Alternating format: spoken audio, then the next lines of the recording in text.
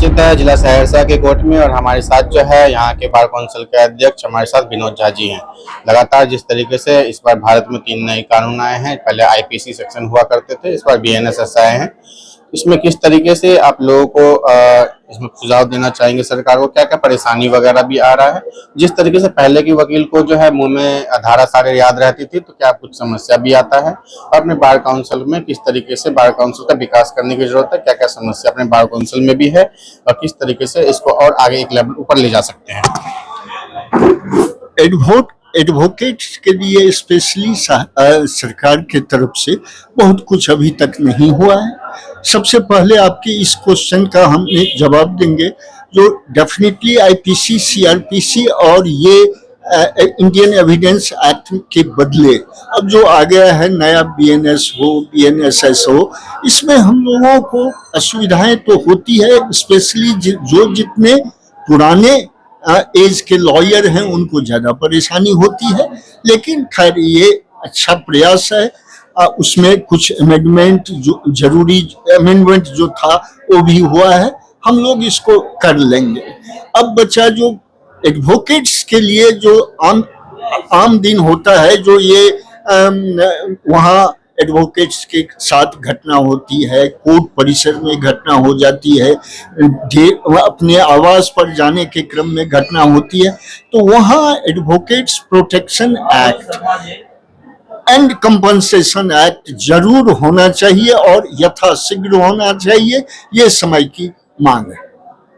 Otherwise advocate समाज cut जाते हैं, मुख्य धारा से अलग हो जाते हैं। कई सारे अभी कोर्ट में, पटना कोर्ट में भी पिछले दिन गए थे, वहाँ पे देखे थे ट्रांसफार्मर ब्लास्ट हो गया और 2-3 वकील मर गए थे, लेकिन कोई भी मुआवजा नहीं है। लगातार धरना प्रदर्शन आप लोग करते हैं। वही इसी के लिए हम लोग advocates protection bill as well as advocates compensation, protection and compensation both चाहिए, क्योंकि सिर्फ प्रोटेक्शन देने से काम नहीं चलता है। किसी एडवोकेट्स के साथ कोई दुर्घटना हो जाती है, वो उनके लिए कंपनसेशन भी चाहिए। तो ये जब तक नहीं होगा, एडवोकेट्स आज ये होल के लिए कल्याण नहीं होगा। आज देखते हैं इतने ज्यादा कहीं सारे केस पेंडिंग हैं, लगभग 27,000 केस पेंडिंग सहरसा में है। पूरे बिहार में लाखों केस पेंडिंग रहते हैं। बाहर दिल्ली वगैरह, नोएडा वगैरह जाते हैं, वहाँ के कोर्ट इतने एसी लगे रहते हैं, इतने बेस्ट फैसिलिटी रहता है, इंफ्रास्ट्रक्चर इतने बढ़िया रहते हैं। अपने सहरसा वगैरह में, गाँव वगैरह में जो कोर्ट होते हैं, कि ऐसी दशा क्यों हो जाती है?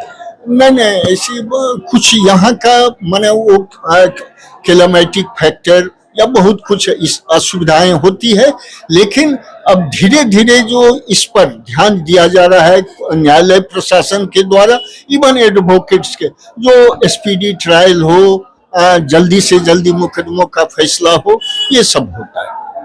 जैसे कि आप लोग बार काउंसिल के अध्यक्ष हुए और लगातार जैसे आप लोग का जिम्मा है अपने तरह के कि कोर्ट को ज्यादा से ज्यादा विकास की राह पर ले चले, फंड वगैरह की कभी कमी होती है सरकार की तरफ से या फंड सही तरह में मिलता है? उधर से तो हम लोगों को फंड नहीं के बराबर मिलता है। हम लोग अपना फंड को मैंने अपना ही मैनेज करते हैं, और करता है मैंने सब कुछ हम लोगों का होता है, क्योंकि हम लोगों को बिहार स्टेट बार काउंसिल की तरफ से उतना एड नहीं मिलता है, ना बार काउंसिल ऑफ इंडिया की तरफ से। हम लोग अपना मैनेज करते हैं। जैसे कि जो नए कानून आए उसमें पुलिस को काफी ज्यादा पावर दिया गया है कि अरेस्ट कर सकते हैं किसी भी आदमी को, और उसके बाद जो है 15 से लेकर 90 दिनों तक, कुछ इस दिनों तक में अपने हिरासत में, हाजत में भी रख सकते हैं। फिर कोर्ट से जज साहब से परमिशन लेकर और ज्यादा दिनों तक रख सकते हैं। ये बहुत इफेक्ट करेगा, देर सवेर ये बहुत इफेक्ट करेगा। वैसे कुछ आज के परिदृश्य को देख के ही कानून बनता है, और यहाँ अभी जितना उपद्रवी तबका का लोग है उसके लिए वो जरूरी है।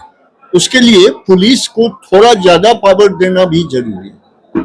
जज साहब जितने काम करते हैं कोर्ट वगैरह में, क्या उनको भी थोड़ी जो है स्पीड बढ़ाने की जरूरत है? क्योंकि कई सारे तारीख पे तारीख दे दिया जाता है, पब्लिक तो परेशान रहती है, वकील से बार बार पब्लिक बोलती है सर आप मेरा केस ले लिए, लगातार लंबी पेंडिंग चल रही है।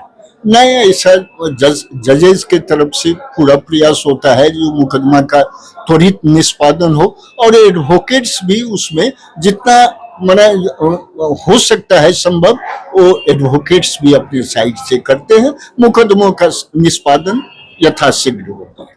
थाना हो या कोर्ट, ज्यादातर देखते हैं मामला जमीनी विवाद का रहता है और सिविल कोर्ट में ज्यादातर मामला यही आता है। किस तरीके से हम लोग जमीनी विवाद को जो है खत्म कर सकते हैं? सर्वे भी हो रहा है लगातार, खत्म आखिर नहीं हो पाता है। हाँ, स्पेशल सर्वे आजकल चल रहा है और निश्चित रूप से कोई भी मुकदमा का जो माने जेनेसिस होता है तो निश्चित रूप से 90% केसेस में वो लैंड डिस्प्यूट ही होता है।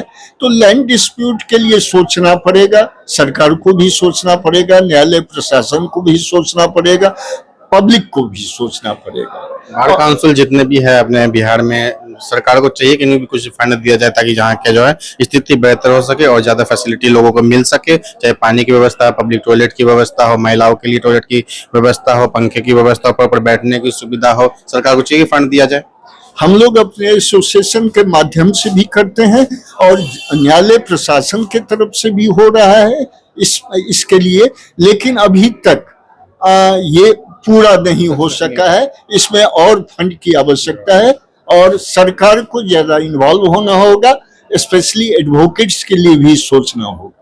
तो एडवोकेट के लिए सरकार को सोचना होगा, क्योंकि जो है यहाँ पे न्यायिक परिस्थिति में ज्यादातर एडवोकेट काम करते हैं।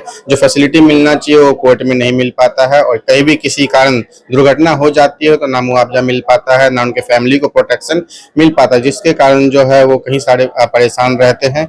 और बार काउंसिल को भी हम लोग चाहेंगे कि कुछ ना कुछ फंड दिया जाए ताकि कोर्ट को सही तरीके से डेवलपमेंट कर सके, सही बैठने की व्यवस्था हो, पीने का पानी हो, सही रूम हो, वेटिंग एरिया हो, ताकि जितने भी पब्लिक आए यहाँ पे आराम भी कर सके। जिला सहरसा से रंजन जसपा की रिपोर्ट।